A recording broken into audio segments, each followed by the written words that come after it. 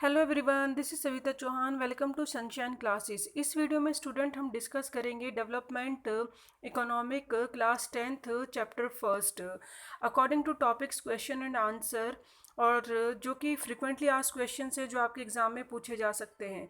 जैसे कि आपका फर्स्ट टॉपिक है what development promises different people different goals.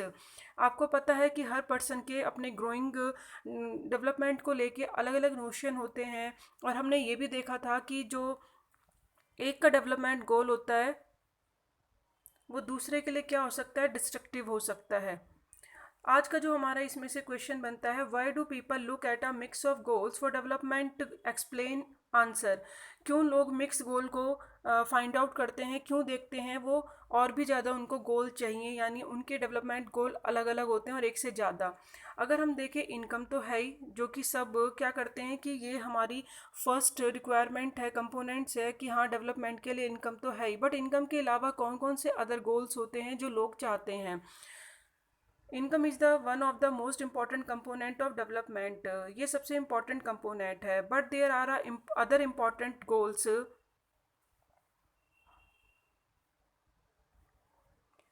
यहाँ पे और भी अदर गोल्स हैं जो कि लोग क्या करते हैं, चाहते हैं। जैसे कि पीपल जो हैं वो क्या चाहते हैं, इक्वल ट्रीटमेंट हो। जहाँ भी जॉब करते हैं, एज के बेस पे, जेंडर के बेस पे, या कास्ट के बेस पे, रिलीजन के बेस पे उनके साथ कोई भी डिस्क्रिमिनेशन नहीं होना चाहिए।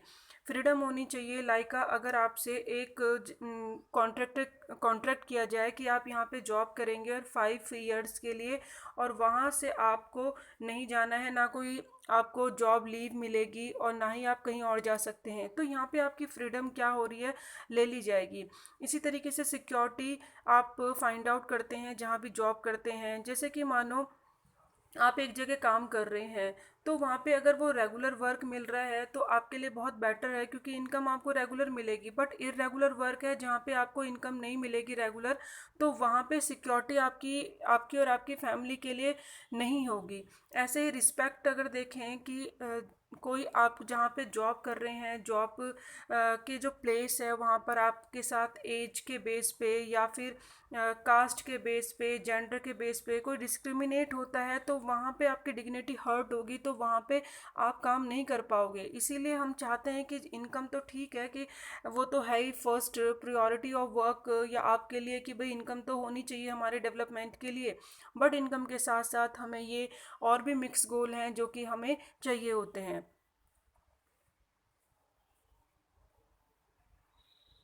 Women need safe and secure environment to take up a variety of jobs to run business as entrepreneurs।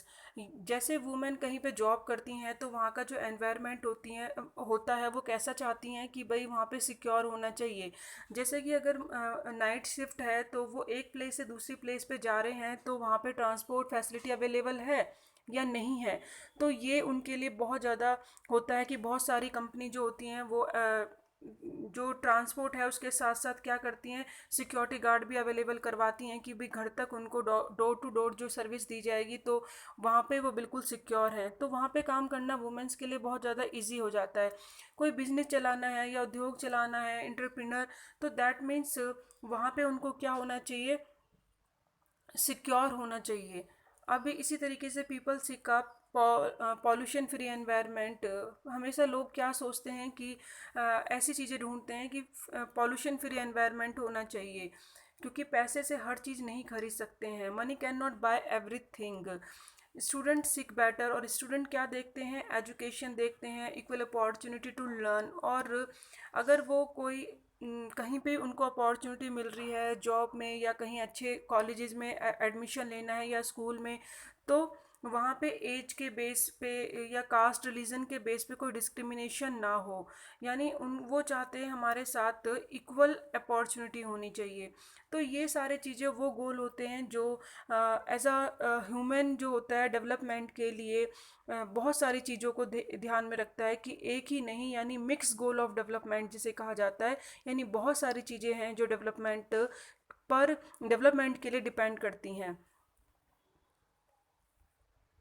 Second topic है हमारा स्टूडेंट नेशनल डेवलपमेंट।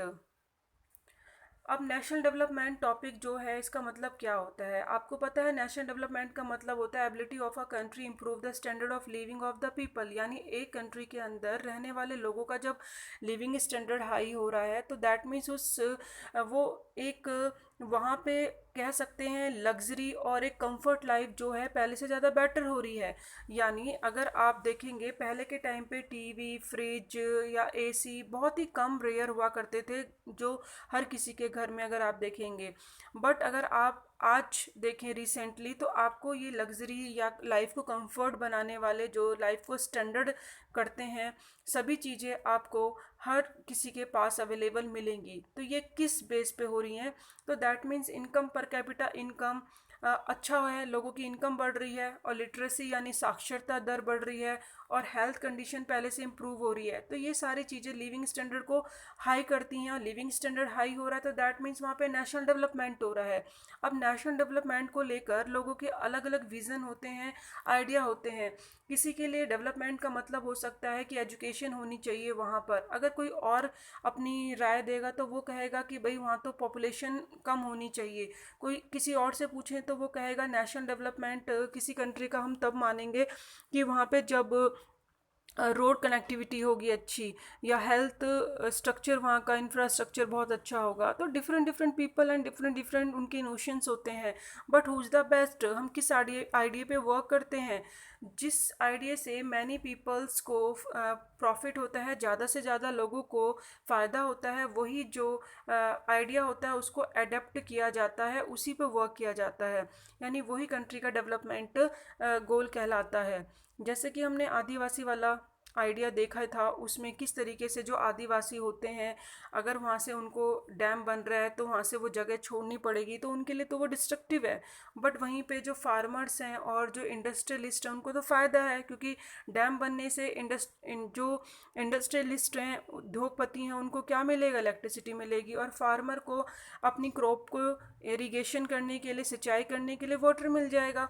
तो यहाँ पे इसीलिए डैम बनाना सुटेबल रहा कि कुछ लोगों को नुकसान हो रहा है तो वो कोई बात नहीं है, बट ज़्यादा से ज़्यादा लोगों को फ़ायदा हो रहा है तो हम उस आइडिया को एडप्ट करते हैं, क्योंकि वही रियल सेंस में कंट्री का डेवलपमेंट कहलाता है। टॉपिक 3 हम स्टूडेंट पढ़ेंगे how to compare different countries और स्टेट्स। हम कंट्री को और स्टेट्स को कंपेयर किस बेस पे करते हैं।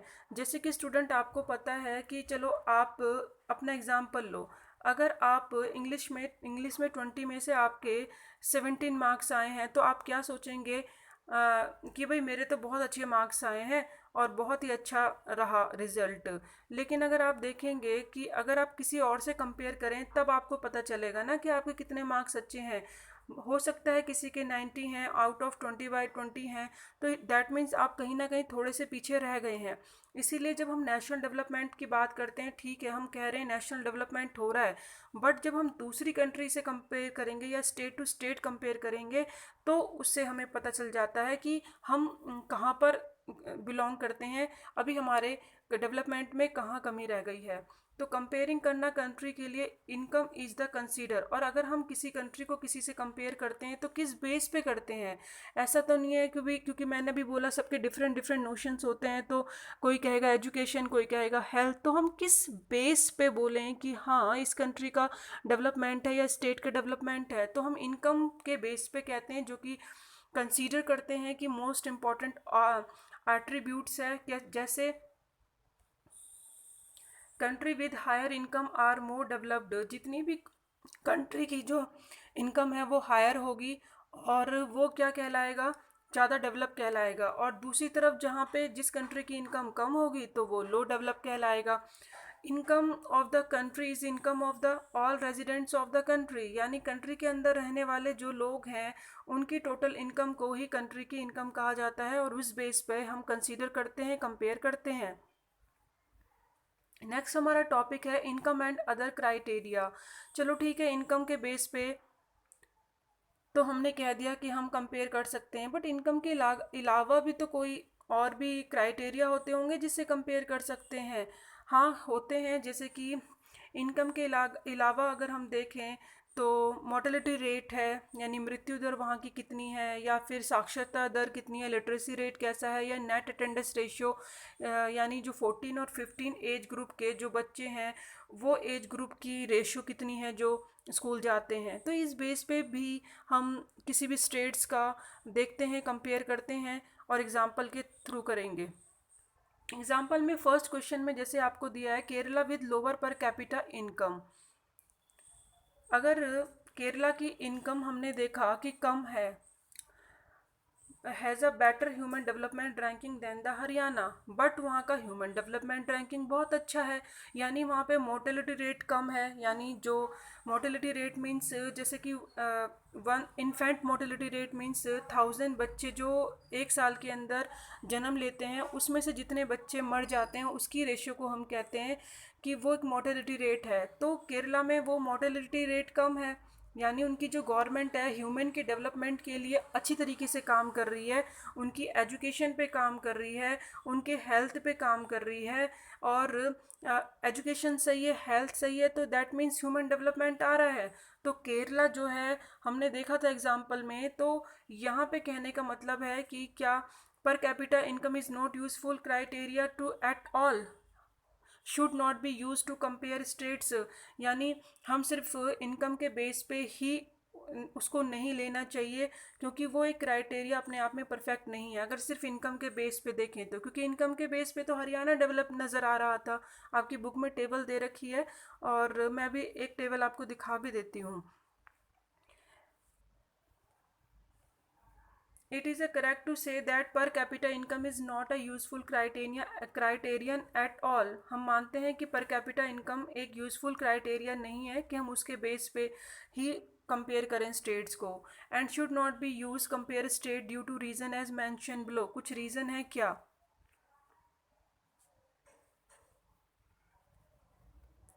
Kerala has a better human development ranking than Haryana, क्योंकि केरला का जो इन्फेंट मोर्टेलिटी रेट है वो 12 है जबकि हरियाणा का 25 है। यानी जो डेथ रेट है अगर हरियाणा की ज़्यादा है, यानी 1000 बच्चे जो साल में जन्म ले रहे हैं जो भी पूरा साल कंप्लीट नहीं कर पाते हैं और उससे पहले एक साल कंप्लीट होने से पहले वो मर जाते हैं, तो वो मोर्टेलिटी रेट कहलाता है। तो यहाँ पे केरला का कम है, और केरला का बेसिक हेल्थ स्ट्रक्चर और एजुकेशन फैसिलिटीज़ बेस्ट है, इसलिए वो डेवलपमेंट है।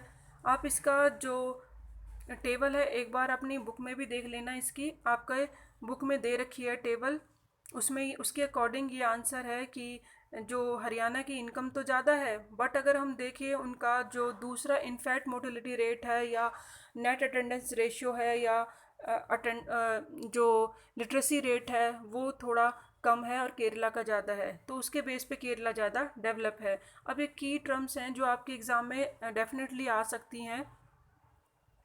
In fact mortality rate that means indicate a children of that die before age of 1 year, यानी 1 ईयर होने से पहले ही बच्चों जो मर जाते हैं, तो वो रेशियो, यानी मानो कि 1000 स्टूडेंट्स हैं, सॉरी 1000 बच्चे हैं जिन्होंने पर्टिकुलर एक ईयर में जैसे जन्म लिया, उसमें से जितने बच्चे अपना एक साल कंप्लीट नहीं कर पाते हैं और वो मर जाते हैं, दैट मीन्स उनकी जो रेशियो है, मृत्यु दर है, वो हमारी इनफैक्ट मोर्टेलिटी रेट कहलाती है। लिटरेसी रेट मतलब 7 ईयर से जो ऊपर हैं, जो लिख पढ़ सकते हैं, वो लिटरेट पीपल कहलाते हैं। तो उस बेस पे भी हम डेवलपमेंट कहते हैं। नेट अटेंडेंस रेशियो क्या होता है? Net attendance ratio means total number of children age group 14 and 15 year attending school, यानी इस एज के जो बच्चे स्कूल में अटेंड करते हैं क्लासेस, तो उनकी रेशियो को हम नेट अटेंडेंस रेशियो कहते हैं। तो इसके बेस पे स्टूडेंट हम किसी भी स्टेट्स को कंपेयर करें तो तब हमें पता चलता है वो कितना कंपेयर है, क्योंकि इनकम अपने आप में कंप्लीट क्राइटेरिया नहीं है, क्योंकि इनकम बहुत सारी चीज़ों को जो डिस्पैरिटीज़ हैं उसको हाइड कर लेती है। नेक्स्ट आपका इंपॉर्टेंट टॉपिक है एवरेज इनकम, और उसके बेस पे आपका क्वेश्चन बनता है what do we use averages, are there any limitations to their use.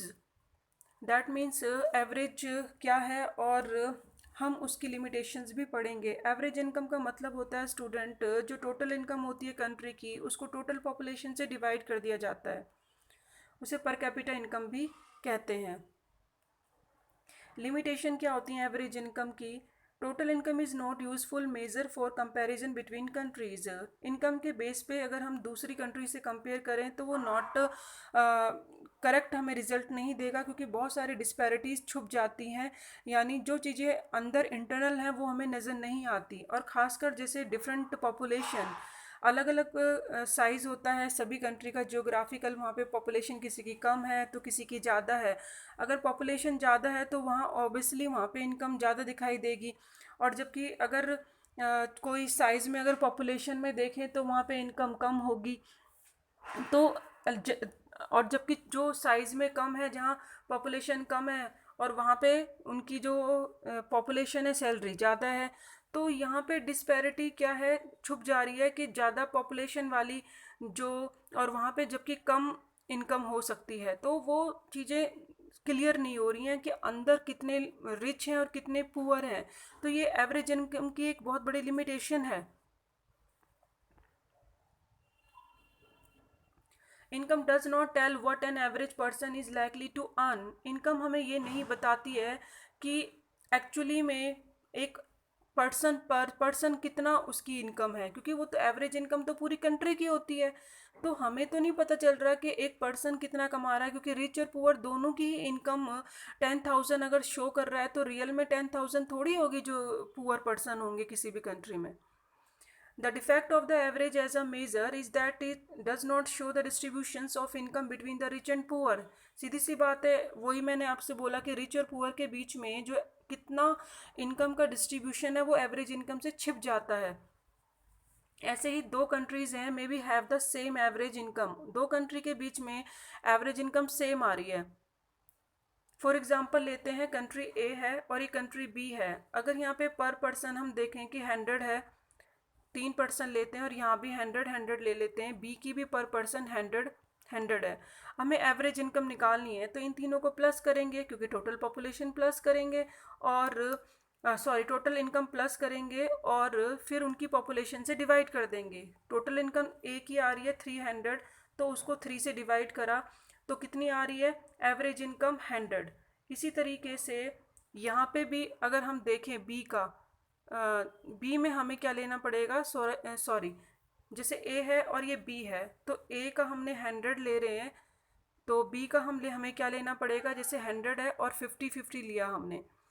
अब हम जब इनको प्लस कर रहे हैं ए को, तो 300 आया, 3 से डिवाइड करा तो 100 आ गई एवरेज एज, एवरेज मतलब उसकी इनकम आ गई, यानी पूरी कंट्री का जो एवरेज इनकम 100 है। तो ऐसे ही अगर हम बी का देखें तो उसका भी 100 ही आएगा, क्योंकि टोटल तो इतना ही बन रहा है। बट यहाँ पे ये नहीं समझ आ रहा है कि अंदर देख रहे हो आप कि कितनी ज़्यादा डिस्पैरिटीज़ है जो हाइड हो रही है, कि एक की 50 है और एक की 100 है, तो कितना डिफरेंस है वो एवरेज इनकम नहीं दिखाता है। आपकी बुक में टेबल दे रखी है, आप उसमें भी उसको देख सकते हैं, समझ सकते हैं। तो ये डिस्पैरिटीज़ जो है कौन हाइड कर लेता है, डिस्पैरिटीज़ जो है रिच एंड पुअर की, वो एवरेज इनकम शो नहीं करता, कंसीडर नहीं करता। तो इस टेबल को आप एक बार अपनी बुक में देख लीजिएगा, बुक में भी आपके देख रखा है एवरेज इनकम का, कि टोटल एवरेज इनकम जो है वो इंटरनल नहीं दिखाती है कि एक पर्सन की कम हो सकती है दूसरे की ज़्यादा हो सकती है। तो वहाँ पे जो है बहुत मुश्किल हो जाएगा ये पता करना कि एक इनकम, एक अमीर की इनकम और एक गरीब की इनकम की डिस्पैरिटीज़ हाइड हो जाती है। While average are useful for comparison they also hide disparities explain करो। जैसे कि मैंने अभी बताया कि भाई हमें पता है एवरेज इनकम कंपैरिजन करने के लिए किसी कंट्री से अच्छा तो है, बट उसकी वजह से क्या हो जाती है, डिस्पैरिटीज हाइड हो जाती है अमीर और गरीब की। दिस इज़ ट्रू कि भाई हमने अभी देखा, और इस टेबल से भी देख लेते हैं। ये टेबल मैंने अभी आपको समझाया ही है, वही अलग अलग अमाउंट ले सकते हैं। जैसे कि इस टेबल में आपको दिखाई दे रहा है कि ए में तो आपको दिख रहा है बहुत ही कम माइनर से डिफरेंस है, सबकी कम सबकी सेम ही दिखाई दे रही है एज। पर बी में आप देख रहे हो कि 3 लोगों की 500 रुपये है, 500 है 4 की, और जबकि ए की इतनी ज़्यादा सैलरी है। लेकिन जब हम एवरेज इनकम निकालेंगे तो सेम ही आएगा, यानी टोटल कंट्री की जब हम एवरेज इनकम निकालते हैं तो वो जब सेम आएगी, तो वो तो ये नहीं बता रहा कि अंदर एक पर्सन की 500 है तो एक की 48,000 है। तो यहाँ पे जो डिस्पैरिटी है वो छिप जा रही है। और दूसरी कंट्री से जबकि जो कंडीशन है पुअर कंडीशन हो सकती है, जबकि यहाँ पे डेवलप कंट्री के बराबर ही कंट्री बी भी दिखा रही है कि भाई यहाँ पे भी सब कुछ ठीक ठीक है। तो ये आप एग्जाम्पल के थ्रू शो कर सकते हैं। वर्ल्ड डेवलपमेंट रिपोर्ट क्या होता है? वर्ल्ड डेवलपमेंट रिपोर्ट होता है जो वर्ल्ड बैंक एवरेज इनकम के बेस पे शो करता है। ये एवरेज इनकम जो है वो वर्ल्ड बैंक यूज़ करता है एक कंट्री को दूसरी कंट्री से कंपेयर करने के लिए। अब यहाँ पे क्वेश्चन बनता है, what is the main criteria used by world bank? World bank कौन सा क्राइटेरिया यूज़ करता है? 2006 की रिपोर्ट के अकॉर्डिंग देखें तो जो एवरेज इनकम या पर कैपिटा इनकम के अकॉर्डिंग कंट्रीज़ को क्लासीफाई करा है डिफरेंट डिफरेंट, तो वो किसने करा है? वर्ल्ड बैंक ने।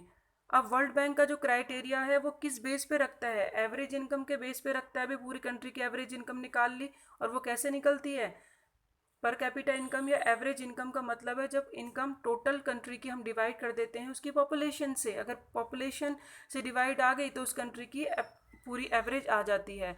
उन्होंने बोला है पर कैपिटा इनकम यूएसए डॉलर में अगर 12,616 है पर एनम की पूरे साल की, तो 2012 के अकॉर्डिंग ये डाटा बोलता है कि वो रिच कंट्री है। और उसी तरफ हम दूसरी तरफ देखें तो जिसकी डॉलर यूएसए डॉलर में 1035 है पूरे साल की इनकम पर कैपिटा इनकम, तो वो क्या कहलाएगा? लो इनकम कंट्री कहलाएगी। तो ये जो एवरेज इनकम आप देख रहे हो पूरे साल की, तो यहाँ पे ये पता चल रहा है कि डेवलप कंट्री कौन सी है और थोड़ी सी जो लो इनकम यानी अंडर डेवलप कौन सी है। यहाँ पे आप देखेंगे इनकम जो कैटेगरी है लो मिडिल इनकम में आता है कौन? इंडिया। क्योंकि ये आप देखेंगे ना हायर में है ना लोअर में है। 1530 पर एनम यानी जो एनुअली एवरेज इनकम है पर कैपिटा इनकम है वो कितनी है? इतनी है 2012 के अकॉर्डिंग। तो आपकी बुक में भी दे रखा है, थोड़ा सा डाटा अलग होगा, उसमें कोई प्रॉब्लम नहीं है, बट ये क्राइटेरियन है जिसके बेस पे वर्ल्ड बैंक क्या करता है अपनी रिपोर्ट से दूसरी कंट्री को कंपेयर करता है कौन डेवलप है कौन अंडर डेवलप है। एक इसी से क्वेश्चन बन सकता है कि भाई लिमिटेशंस क्या है वर्ल्ड बैंक जो यूज़ करता है एवरेज इनकम को दूसरी कंट्री से कंपेयर करने में। सेम वही लिखेंगे कि भाई इनकम जो है एक पर्सन की दूसरी पर्सन की वो क्या हो जाती है? हाइड हो जाती है। डिस्पैरिटीज पुअर और अमीर का जो एक्सट्रीमली हो सकता है डिफरेंस हो वो सामने नहीं आता। पब्लिक फैसिलिटी किसे कहते हैं? पब्लिक फैसिलिटीज़ का मतलब होता है स्टूडेंट ऐसी फैसिलिटीज़ जो कि प्रोवाइड की जाती है किसके द्वारा? एक बेटर लाइफ सोसाइटी के लिए होती है और बेटर लाइफ लीड करने के लिए होती है और चीप एंड बेस्ट होती है। यहाँ से क्वेश्चन बन सकता है what do you mean by public facilities का मतलब क्या है, इंपॉर्टेंस क्या है, और कोई भी फैसिलिटीज़ का पब्लिक फैसिलिटी का एग्जाम्पल आ सकता है। अब इसके फ़ायदे क्या क्या हैं? पब्लिक फैसिलिटीज़ के क्या क्या एडवांटेज हैं?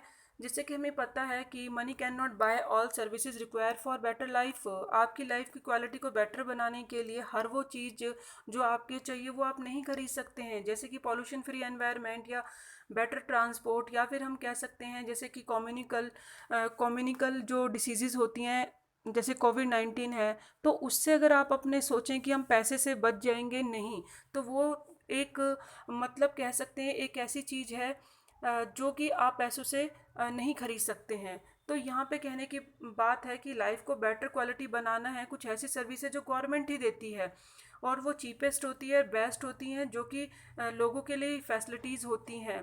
तो ये चीप एंड बेस्ट क्वालिटी जो लाइफ को बेटर बनाने के लिए ज़रूरी होती है कौन देता है? पब्लिक फैसिलिटीज़ होती हैं जो गवर्नमेंट प्रोवाइड कराती है। अब एक एग्जांपल ट्रांसपोर्ट का लेते हैं, जैसे कि बेटर ट्रांसपोर्ट में अगर आप पब्लिक ट्रांसपोर्ट यूज़ करते हैं तो इससे क्या होगा? बहुत सारे लोग एक ट्रांसपोर्ट में जाएंगे जिससे कि क्या होगा? पॉल्यूशन कम होगा और इससे फ्यूल भी कंज्यूम होगा, बचेगा, सेव होगा। तो यहाँ पे बहुत सारी ऐसी चीज़ें हैं कि जो आप यूज़ करेंगे उससे कनेक्टिविटी आपकी कोऑर्डिनेशन अच्छा होगा, आप लोगों के बीच में रहेंगे। जैसे कि अगर आप पर्टिकुलर कोई अपना व्हीकल यूज़ करते हैं तो उससे पोल्यूशन ज़्यादा होगा और उससे फ्यूल कंज्यूम ज़्यादा होगा। तो ये सारी चीज़ें कम करने के लिए अगर पब्लिक चीज़ें आप यूज़ कर रहे हैं तो वो बेटर होगा। अब कोई भी पब्लिक फैसिलिटीज़ का नाम दे सकते हैं। पीडीएस है, जैसे पब्लिक डिस्ट्रीब्यूशन सिस्टम है, transport, hospital, police, government colleges, schools, यानी सबके लिए हैं और चीप एंड बेस्ट हैं। सारी फैसिलिटीज़ आपके लिए गवर्नमेंट अवेलेबल कराती है। तो ये आप एग्जांपल दे सकते हैं। नेक्स्ट है बॉडी मास इंडेक्स क्या होता है। बॉडी मास इंडेक्स का मतलब होता है सिंपल इज़ दैट जो एडल्ट्स होते हैं उनका अंडर नरिश न्यूट्रिशंस पता करने के लिए, कैलकुलेट करने के लिए बॉडी मास इंडेक्स यूज़ किया जाता है। यानी एक ऐसा स्केल होता है जिससे पता चल जाता है आप ज़्यादा अंडर नरिश हो या फिर ओवर वेट हो गए हो। तो वो कैसे निकालते हैं, यानी आपकी बॉडी का जो वेट है केजी में, वो उसको डिवाइड किया जाता है जो आपकी हाइट होती है मीटर स्क्वायर में, तो उसको डिवाइड करके आपका आंसर आ जाता है। जैसे कि आपकी हाइट है 25, सॉरी वेट है 25 केजी का, हाइट है अगर हम 1 मीटर स्क्वायर सेंटीमीटर मान लेते हैं, तो अब इसको डिवाइड कर देंगे तो आपका आंसर आ जाएगा 25 केजी 1 मीटर स्क्वायर। इसी तरीके से अब ये स्केल कौन सा होता है, यानी किस बेस पे हम देखते हैं, तो स्केल में अगर देखें जो इसको जिससे हम नापते हैं उसमें लिखा हुआ है कि अगर 18.5 से कम आता है तो आप अंडर नरिश हैं, यानी आपके अंदर न्यूट्रिशन की कमी है, और अगर 25 से ज़्यादा हो जाता है आपका तो दैट मीन्स ओवर वेट है ये। लेकिन इसका एक एक्सेप्शंस है कि ग्रोइंग चिल्ड्रंस पे यूज़ नहीं होता है स्केल, क्योंकि बच्चों की ग्रोइंग एज होती है तो कभी कम कभी ज़्यादा उनकी बॉडी का वेट ऐसे दिखाई देता है, तो हम उनको इस स्केल में नहीं लेते। तो बॉडी मास इंडेक्स जो स्केल है हम सिर्फ किस लिए यूज़ करते हैं, एडल्ट के लिए यूज़ करते हैं, और नरिश जानने के लिए कि वो अंडर वेट है या ओवर वेट है। अब आता है ह्यूमन डेवलपमेंट रिपोर्ट किसे कहते हैं। ह्यूमन डेवलपमेंट रिपोर्ट जो पब्लिश करता है यूनाइटेड नेशन डेवलपमेंट प्रोग्राम, यानी इसकी फुल फॉर्म भी आ सकती है, और इस वैसे भी जनरली आपसे क्वेश्चन पूछा जा सकता है कि वर्ल्ड बैंक में और इसमें दोनों में क्या डिफरेंस है। सीधी सी सिंपल सी बात है कि वर्ल्ड बैंक जो है वो एवरेज इनकम के बेस पे अपनी रिपोर्ट पेश करता है और कंट्री को कंपेयर करता है, जबकि यूएनडीपी इनकम के अलावा और बहुत सारे ऐसे पहलू हैं, एस्पेक्ट्स हैं जो कि उनको देखता है। कौन कौन से हैं वो हम देखेंगे। यूएनडीपी अपनी कंपेयर करने के लिए कंट्री को एचडीआई देता है, यानी ह्यूमन डेवलपमेंट इंडेक्स बनाता है, यानी कंट्री को कंपेयर करने के बाद उनको रैंक में रखता है, और किस रैंक के बेस पे एजुकेशनल लेवल देखता है, हेल्थ स्टेटस देखता है, पर कैपिटा इनकम। जबकि वर्ल्ड बैंक हमने देखा था सिर्फ एवरेज इनकम देख रहा है, जबकि यूएनडीपी सारी चीज़ों को देखता है। ये बहुत इंपॉर्टेंट क्वेश्चन है, आपके एग्जाम में पूछा जा सकता है, तो आपको पता होना चाहिए। ह्यूमन डेवलपमेंट इंडेक्स क्या होता है जो यूएनडीपी पब्लिश करता है, और बेटर एक ऐसा वाइडर इंडिकेटर है जो कि पर कैपिटा इनकम, हेल्थ और एजुकेशन को इंक्लूड किया गया है, और जो ये इंडिकेट करता है कौन सी कंट्री किस रैंक पे आ रही है इन सब चीज़ों में। तो human development index simple is that, यानी एक ऐसा टेबल है ऐसे जिसमें कंट्री को उनके डेवलपमेंट के अकॉर्डिंग रखा जाता है। अब इससे क्वेश्चन बनता है कि which of the following neighbour countries has better performance in term of human development than India. ये आपकी बुक में एक टेबल दी है, उसको देख लेना, और उसमें रैंक जो उसके अकॉर्डिंग बोला है कि इंडिया से बेटर है कौन जो रैंक में है, तो श्रीलंका। क्यों? क्योंकि वहाँ का लिटरेसी रेट, लाइफ एक्सेप्टेंसी और इनकम अगर हम देखें, इन सबका टोटल मिला के देखें तो वो बेस्ट रिजल्ट दे रही है, इंडिया से बेटर परफॉर्मेंस दे रही है। अगर इनकम देखें तो लगेगा इंडिया ज़्यादा डेवलप है, बट हम अदर जो एस्पेक्ट्स हैं, दूसरे पहलुओं को देखते हैं, जब हमें पता चलता है कि इंडिया से ज़्यादा श्रीलंका बेटर परफॉर्मेंस दे रही है ह्यूमन डेवलपमेंट पे। ह्यूमन डेवलपमेंट मीन्स क्या होता है स्टूडेंट, यानी ह्यूमन एक एज अ रिसोर्सेज है। जब आप उसको एजुकेशन और हेल्थ दोगे तो वो खुद ही एक ऐसा असेट्स बन जाएगा, संपत्ति बन जाएगा, जो नेशनल डेवलपमेंट के लिए एक इम्पॉर्टेंट रोल प्ले करेगा। जबकि अगर आप उस पर डेवलप नहीं करते हो ह्यूमन को, तो वो क्या बन जाएगा, लायबिलिटी बन जाएगा, यानी वो बोझ बन जाएगा कंट्री के ऊपर। अब लाइफ एक्सेप्टेंसी क्या होता है, जैसे कि आप जन्म से, आपका जो बर्थ हुआ है जब से लेकर आप कितना वहाँ का लाइफ एक्सेप्टेंसी रेट है, रेशियो है, यानी 60 है कि 60 बाई एवरेज इनकम वो आए, सॉरी एज है कि हाँ इतना इतना एक्सेप्ट की जाती है कि एक कॉमन मैन इतना लाइफ उसकी है ही है। तो जो एवरेज लाइफ है उसको कैलकुलेट देखें तो वो लाइफ एक्सेप्टेंसी कहलाता है। अगर हम देखें यहाँ इंडिया और श्रीलंका का ही बस, तो उसके बेस पे हमें पता चलता है पर कैपिटा इनकम, और श्रीलंका का देखें तो इन श्रीलंका की पर कैपिटा इनकम ज़्यादा आ रही है, लाइफ एक्सेप्टेंसी उनकी ज़्यादा है हमसे, लिटरेसी रेट उनकी हमसे ज़्यादा है, तो सीधी सी बात है वो हमसे ज़्यादा डेवलप हुए। तो ये किसकी रिपोर्ट ने, यूएनडीपी की रिपोर्ट ने पब्लिश करा, जो इनकम के अलावा दूसरे भी चीज़ों को देख के कंपेयर करता है और एक रैंक बनाता है, और किस रैंक में वो कंट्री आती है ये देखा जाता है। तो यहाँ पे इन सभी स्फेयर में इंडिया श्रीलंका से पीछे है ह्यूमन डेवलपमेंट में। ह्यूमन डेवलपमेंट यानी समझ रहे हो ना कि यानी ह्यूमन का डेवलप होना हेल्थ में और एजुकेशन में। नेक्स्ट हमारा टॉपिक है सस्टेनेबिलिटी ऑफ डेवलपमेंट किसे कहते हैं। सस्टेनेबिलिटी ऑफ डेवलपमेंट तो स्टूडेंट पता ही है, यानी जो आपके रिसोर्सेज हैं, ऐसे रिसोर्सेज जो कि आप अभी उनको यूज़ करें इन प्रेजेंट टाइम पे, लेकिन आने वाली और जनरेशन जो है उनके लिए क्या करें, कंजर्व करें, क्योंकि जो आपके रिसोर्सेज हैं वो लिमिटेड के हैं। आज अगर आप उनको प्लानिंग से यूज़ नहीं करोगे तो जनरेशन जो आने वाली है उनके लिए वो नहीं बचेंगे। एग्जांपल में जैसे कि आज आप कार चलाते हैं और पेट्रोल यूज़ कर रहे हैं, लेकिन अगर आप इनडिस्क्रिमिनेटली यूज़ करते रहेंगे अपने लिए, अपनी लाइफ को कंफर्ट बनाने के लिए, तो वो एक नॉन रिन्यूएबल रिसोर्सेज है जो ख़त्म हो जाएगा, तो आने वाली जनरेशन फिर क्या यूज़ करेगी। तो इसीलिए सस्टेन करना है रिसोर्सेज को, और सस्टेनेबिलिटी ऑफ डेवलपमेंट यानी जो सस्टेन करे, लंबा चले, तो वो हम कहते हैं कि नेचुरल रिसोर्सेज को अच्छी तरीके से हम क्या करें, यूज़ करें। तो वो हमारा कहलाता है sustainability of development.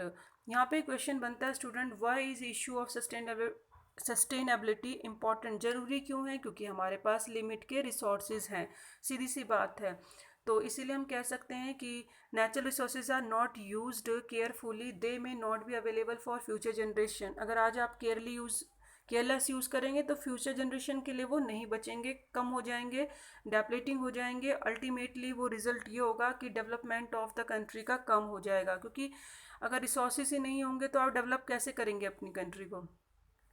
Second question है, the earth has enough resources to meet the need of all but not enough to satisfy the greed of person. सीधी सी बात है, ये क्या कहती है लाइन, जो कि बहुत इंपॉर्टेंट लाइन है। ये लाइन कहती है स्टूडेंट कि हमारे पास इतने रिसोर्सेज तो हैं जो आपकी ज़रूरत को पूरा कर सकते हैं, बट इतने रिसोर्सेज नहीं हैं जो आपके लालच को पूरा कर सके, क्योंकि इंडिविजुअल पर्सन की जो लाइफ को कंफर्ट कराने के लिए वो रिसोर्सेज को अनडिस्क्रिमिनेटली यूज़ कर रहे हैं, जिसकी वजह से रिसोर्सेज क्या होते जा रहे हैं, डेप्लेट होते जा रहे हैं, उनका कम होते जा रहे हैं रिसोर्सेज। तो महात्मा गांधी ने ये इम्पॉर्टेंट लाइन बोली थी कि हमारे पास रिसोर्सेज हैं, बट इतने हैं कि हम अब सेटिस्फाइड कर सकते हैं अपनी नीड्स को, पर इतने नहीं हैं कि अपने लालच को पूरा कंप्लीट कर सकें। यानी जिसकी आपको ज़रूरत नहीं है, आप उन चीज़ों को भी यूज़ कर रहे हैं अपनी लाइफ को कंफर्ट बनाने के लिए, तो वो प्रोडक्शन बना रहे हो जिसकी ज़रूरत नहीं है। Indiscriminate use of natural resources by human activities such as deforestation, overgrazing, encroachment into forest land, overuse of groundwater, use of plastic. That means ये सारी चीज़ें हम ज़रूरत से ज़्यादा कर रहे हैं डेवलपमेंट के नाम पे। सारी ह्यूमन एक्टिविटीज़ जो हैं ये सभी की सभी क्या कर रही हैं, ये जो हम इनडिस्क्रिमिनेट यूज़ कर रहे हैं, नेचुरल को क्या कर रहे हैं, नेचुरल रिसोर्सेज को ख़त्म कर रहे हैं। एक्सप्लॉयटेशन जो हो रहा है नेचुरल रिसोर्सेज का लगातार, उसकी वजह से एनवायरनमेंट तो हार्म हो ही रहा है, नुकसान हो रहा है, जबकि फ्यूचर जनरेशन के लिए भी ये उनका जो डेवलपमेंट प्रोसेस है वो ख़तरे में है। तो हमें क्या करना चाहिए, इनको कंजर्व करना चाहिए और जुडिशली यूज़ करना चाहिए, प्लानिंग से और समझदारी से यूज़ करना चाहिए। List of few example of environment degradation, ऐसे आप एग्जाम्पल बताओ जो एनवायरनमेंट को क्या कर रहे हैं, डिग्रेडेशन कर रहे हैं और उनकी वैल्यू को डाउन कर रहे हैं। तो water pollution, air pollution, deforestation और सॉइल इरोजन। सॉइल इरोजन यानी जो सॉइल की जो गुणवत्ता है, क्वालिटी है, उसको डाउन करना। डिफॉरेस्टेशन यानी ज़रूरत से ज़्यादा पेड़ काटना। वाटर पॉल्यूशन आपको पता ही है, केमिकल की वजह से जो वाटर में फ़्लो कर दिए जाते हैं इंडस्ट्री द्वारा, उसकी वजह से वाटर पॉल्यूशन हो रहा है। एयर पॉल्यूशन, फैक्ट्री इंडस्ट्री हैं जो उनमें से एयर में जो सब्सटेंसेस होते हैं, केमिकल होते हैं और जो गैसेस होती हैं वो किस में मिल जाती हैं, एयर में, जिसकी वजह से वो बहुत ज़्यादा पॉइजन वाली गैस बन जाती है। तो ये सारे एनवायरनमेंट को यानी उसको पॉल्यूशन करने के लिए ये सारे के सारे रीज़न हैं। ये इसी के साथ हमारे सारे फ्रीक्वेंटली आस्क्ड क्वेश्चंस ख़त्म होते हैं according to your topic. Thank you so much, keep watching, keep learning.